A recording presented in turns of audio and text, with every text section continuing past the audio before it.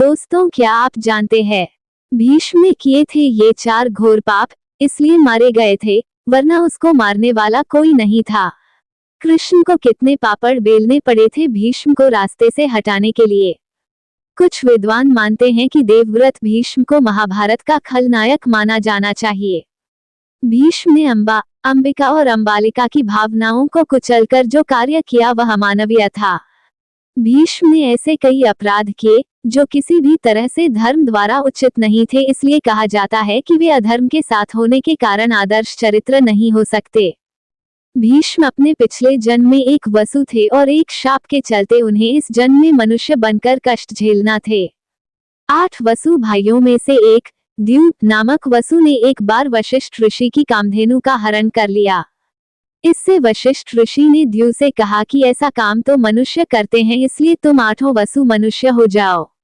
ये सुनकर वसुओं ने घबराकर वशिष्ठ जी की प्रार्थना की तो उन्होंने कहा कि अन्य वसु तो वर्ष का अंत होने पर मेरे शाप से छुटकारा पा जाएंगे, लेकिन इस द्यू को अपनी करनी का फल भोगने के लिए एक जन्म तक मनुष्य बनकर पीड़ा भोगना होगी। यही द्यू बाद में गंगा की कोख से देवव्रत के रूप में जन्मे।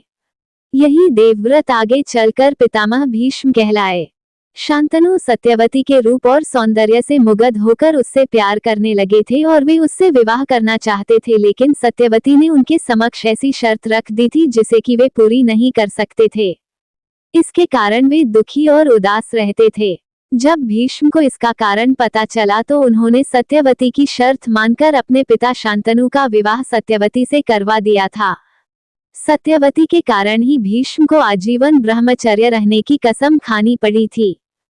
कसम खाने के बाद उन्होंने हस्तिनापुर की गद्दी पर कुरुवंश का शासन बरकरार रखने के लिए कई तरह के अपराध किए थे।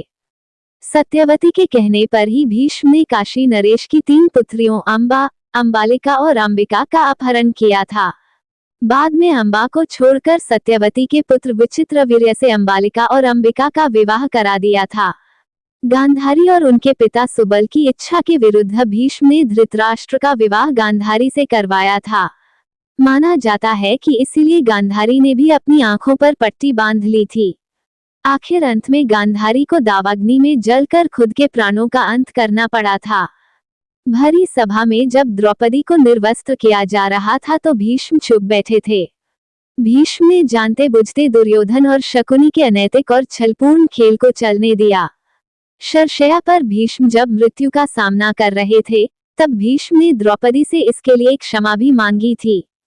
जब कौरवों की सेना जीत रही थी ऐसे में भीष्म ने इन वक्त पर पांडवों को अपनी मृत्यु का राज बताकर कौरवों के साथ धोखा किया था। भीष्म ने शरशय्या पर लेटे हुए पूछा श्री कृष्ण से कि हे मधुसूदन, मेरे ये कौन से कर्मों का फल है जो मुझे बाणों की शैया मिली। तब श्री कृष्ण ने कहा, पितामह, आप अपने पिछले 100 पहले जन्म जब एक राजकुमार थे तब आप एक दिन शिकार पर निकले थे। उस वक्त एक करकेंटा एक वृक्ष से नीचे गिरकर आपके घोड़े के अग्रभाग पर बैठा था। भीष्म ने आपने अपने बाण से उठाकर उसे पीठ के पीछे फेंक दिया। उस समय वह बेरिया के पेड़ पर जाकर गिरा और बेरिया के कांटे उसकी पीठ में धंस गए। करकेंटा जितना निकलने की कोशिश करता उतना ही कांटे उसकी पीठ में चुभ जाते और इस प्रकार करकेंटा 18 दिन जीवित रहा और यही ईश्वर से प्रार्थना करता रहा, हे युवराज, जिस तरह से मैं तड़प तड़प कर मृत्यु को प्राप्त हो रहा हूँ, ठीक इसी प्रकार तुम भी होना।